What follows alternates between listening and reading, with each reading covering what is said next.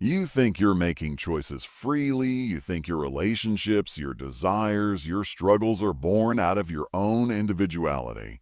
But Carl Jung warned of something most people never dare to admit. Much of your life is being shaped, influenced, and silently controlled by personality types you don't even recognize. These types don't announce themselves. They don't wear labels on their foreheads. They move through your life like shadows, leaving behind confusion, attraction, frustration, or fear. And once you start seeing them for what they really are, you realize how much power they've always had over you. Because here's the truth, personality isn't just about quirks or habits. It's an energy, a force. It's the way people pull you in, manipulate your attention, and bend your choices without ever needing to ask directly. Jung didn't just study the psyche. He studied the archetypes, the deep-rooted structures of human nature. And he saw that hidden within those structures are personalities that have always been pulling the strings of human behavior. And when you learn to see them clearly, you'll understand why certain people make you feel powerless, why certain relationships consume you, and why some patterns in your life keep repeating like a curse. The first seducer of the mind. The first type is the manipulator of desire. This is the person who never tells you outright what to do. Instead, they create an atmosphere where you can't help but want what they want. They're not always attractive in the obvious sense. Sometimes they're quiet, sometimes commanding, sometimes charming, sometimes wounded. But their power comes from one skill: the ability to awaken your hunger, then hold it just out of reach. Think of the friend who makes you crave their approval, the lover who gives you just enough attention to keep you hooked, or the leader who convinces you that only they hold the path to meaning. Jung believed this type gains power because most people are blind to their own shadow. They don't realize how easily desire becomes a leash. The manipulator of desire doesn't control you with force. They control you by turning your own longings against you. The silent judge. The second type is more insidious. The silent judge. This is the personality that never needs to raise their voice, never needs to argue, never even needs to explain themselves. They simply radiate a standard of judgment so powerful that you feel yourself shrinking in their presence. Parents do this, teachers do this, partners do this. Sometimes without even realizing it, you sit across from them and suddenly your words falter. You feel the weight of being measured, and that invisible courtroom becomes more powerful than any debate or conversation. Jung said, this type controls because they embody the superego, that internalized voice of authority society plants in all of us. And when you meet someone who amplifies that voice, you become a child again. You defend yourself. You justify yourself. You feel condemned even if they never said a word. This type doesn't seduce with desire, they seduce with shame. And shame, Jung believed, was one of the most paralyzing forces in the human soul, the trickster. Then there is the trickster, perhaps the most dangerous of all. The trickster thrives in chaos. They lie not just to others, but to themselves. They are contradictions wrapped in a smile. At first they seem harmless, even fun. They make you laugh. They charm you. They disarm you. But Jung recognized that the trickster has an ancient power. They destabilize your sense of reality. You walk away from them unsure of what you believe, questioning your own memory, doubting your own instincts. One day they're kind, the next they betray you. One moment they're fragile, the next they're cruel. The trickster doesn't need to control you directly. They simply tangle you in illusions until you can no longer see what's true. And when truth is gone, you cling to them for stability, even though they're the one who stole it from you. Jung warned that tricksters appear not only in relationships, but also in politics, religion, and culture. They are the ones who promise salvation with one hand and hide a knife in the other. They thrive on contradictions, because contradictions keep you dependent, why you don't see them. Here's the question. If these types are so powerful, why don't we see them? Because our egos are fragile. We like to believe we're rational, free-thinking individuals. We like to believe no one can control us. But Jung revealed the darker truth. The psyche is porous. We are not closed systems. We are vulnerable to energies, to archetypes, to personalities that slip under the surface of our awareness. You don't see the manipulator of desire because you want what they offer. You don't see the silent judge because you already fear condemnation. You don't see the trickster because their illusions feel safer than reality. And so you move through life believing you're steering the ship, when in reality you're being carried by currents far older and stronger than you. The awakening. Once you begin to see these types, something shifts. You stop being a passive participant in their games. You begin to notice the pull of desire before it captures you, the weight of judgment before it crushes you, the trickery before it tangles you. But here's the twist Jung would want you to remember. These types don't just live in other people. They live inside of you. Your own psyche contains the manipulator, the judge, the trickster, and the reason you fall under their influence in others is because you haven't confronted them in yourself. The seduction, the judgment, the trickery, they have power over you because they're unresolved within you. And that realization is both terrifying and liberating. Terrifying because it means you're never as free as you thought. Liberating because once you face these forces in yourself, they lose their power too. Control you through others. But this is only the beginning, because Jung identified more than these three. There are deeper types, darker ones,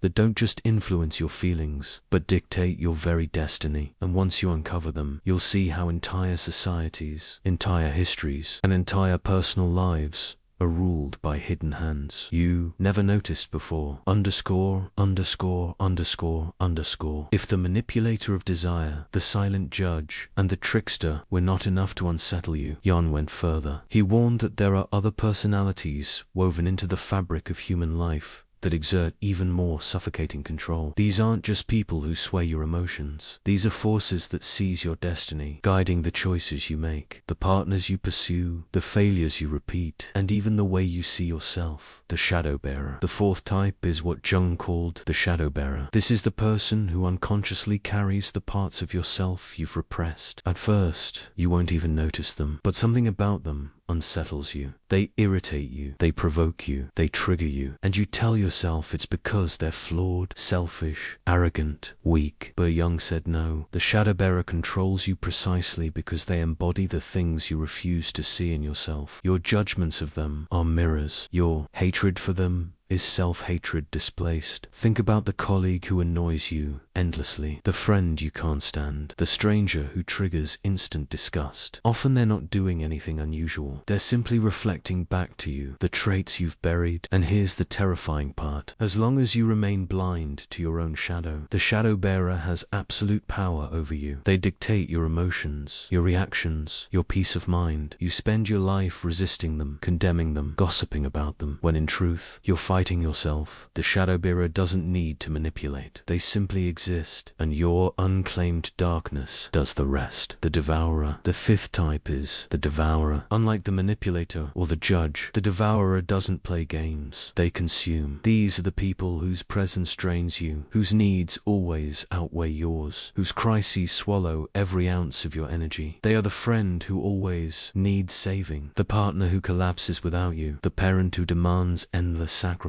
At first it feels noble. You feel needed, important, valuable. But over time, Jung warned, you realize the truth. The devourer doesn't just lean on you. They consume you until nothing of you remains. Jung saw this in myth, in history, in psychology. The archetype of the devouring mother, the tyrant father, the manipulative child, the toxic leader. The devourer thrives because you confuse their need with love. You believe your sacrifice is proof of your goodness. But Jung knew better. He said those who give endlessly without boundaries are not saints. They are victims. And the devourer thrives on such victims. This type controls you by convincing you that your worth is measured by how much you can endure. And once you accept that lie, they will never stop feeding the savior mask. Finally, there is the false savior. This type is perhaps the most seductive of all because they appear not as a threat but as your answer. They present themselves as the one who will rescue you, guide you, redeem you. They make you feel chosen, special, protected. They promise to lift you out of despair, to show you the truth, to give you a purpose you can't find alone. But Jung saw the danger. The false savior doesn't give you back your power. They demand you give it to them. Their rescue comes at the price of your autonomy. Their guidance becomes your dependence. Their purpose replaces your own. Religions have been built on this type. Movements, ideologies, even intimate relationships are filled with them. The false savior thrives on the desperation of the lost. They shine brightest when you feel weakest. And here's the cruelest twist. The more you surrender, the safer you feel, until you realize you've built your entire existence around someone else's story. The false savior doesn't just control your choices, they control your meaning. And when someone controls your meaning, they control your life. The 6 controllers. So here they are. The manipulator of desire, the silent judge, the trickster, the shadow bearer, the devourer, the false savior. 6 types Jung believed were not accidents, not random quirks of personality, but ancient forces of the psyche, archetypes that have shaped humanity from the beginning. And once you begin to map them onto your life, something terrifying happens. You see them everywhere, in your family, in your friendships, in your romances, in your leaders, in yourself. And suddenly, moments that once felt confusing become clear. The breakup that left you shattered, the friendship that drained you, the mentor who betrayed you, the endless cycles you swore you'd never repeat. They were not random. They were the inevitable result of falling under the control of these 6 types. The trap Jung warned about. But here's the trap. Once you recognize them, it's easy to turn them into villains. It's easy to hate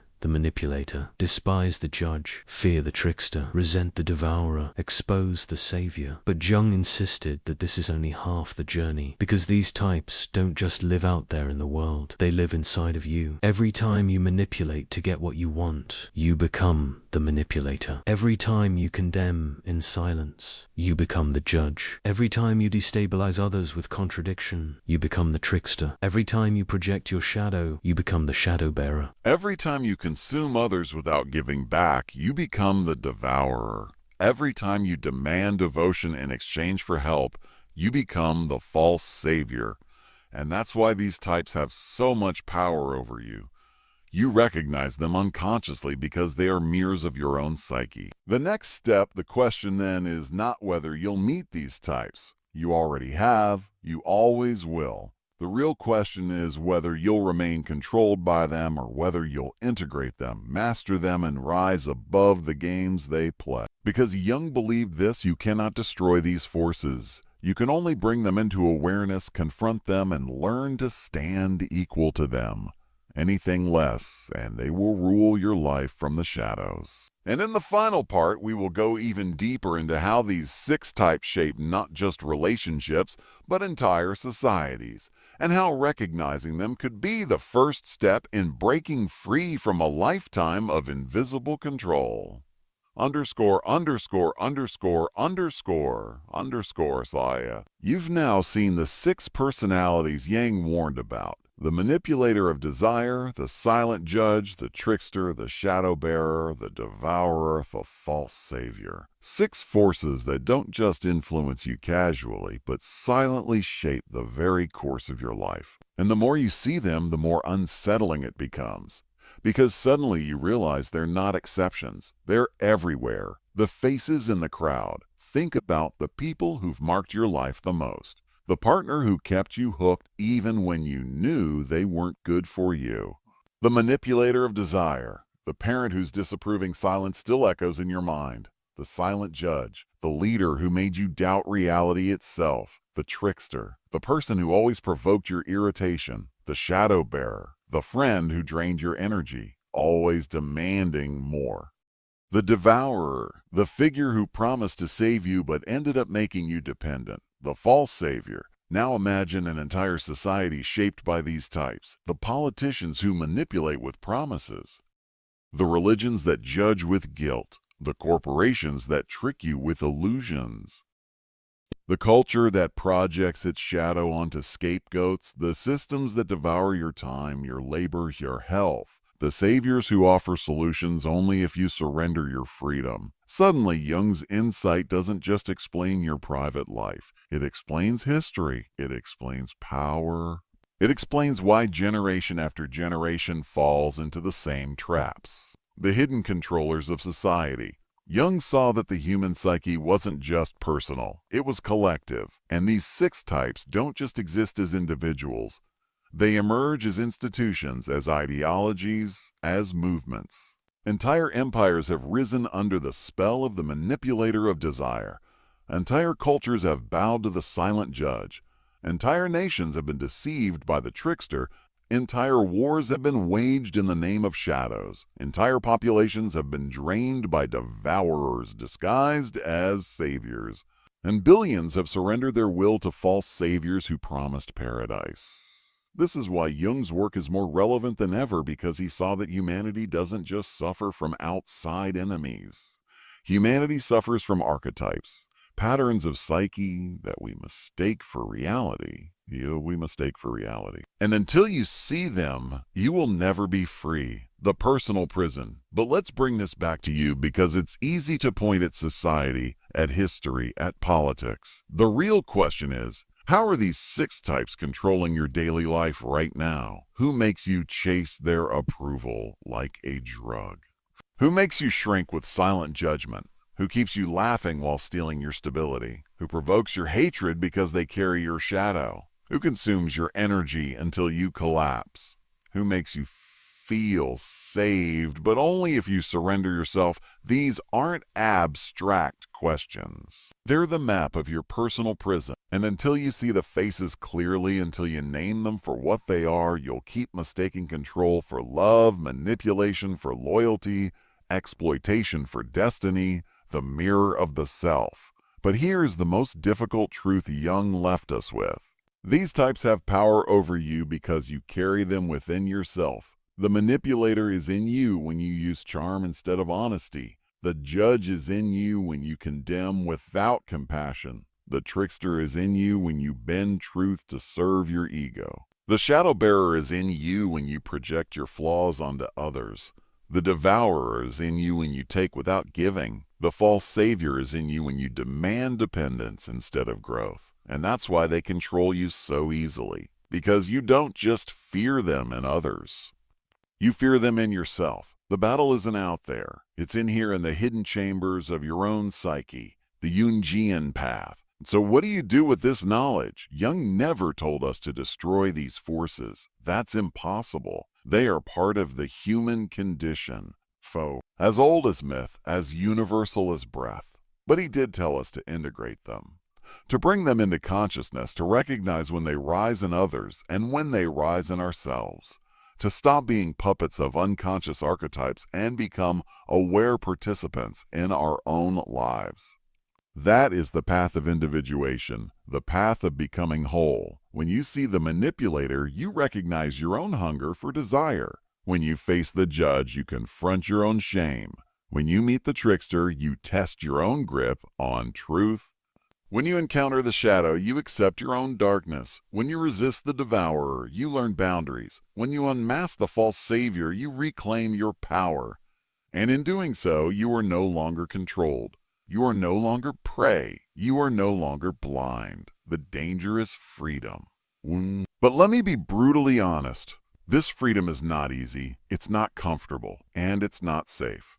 Because once you see these types, once you recognize their patterns, you can never go back. You will no longer be able to look at relationships the same way.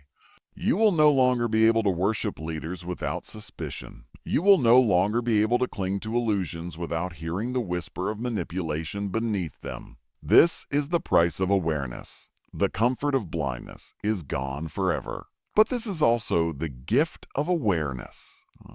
No one can ever control you in the same way again. The cliffhanger. So here you stand holding the map Yang left us. The 6 personality types that secretly control your life. The question now is not whether you'll encounter them. You already have. The question is whether you'll let them continue to rule your choices or whether you'll confront them within yourself and break the spell.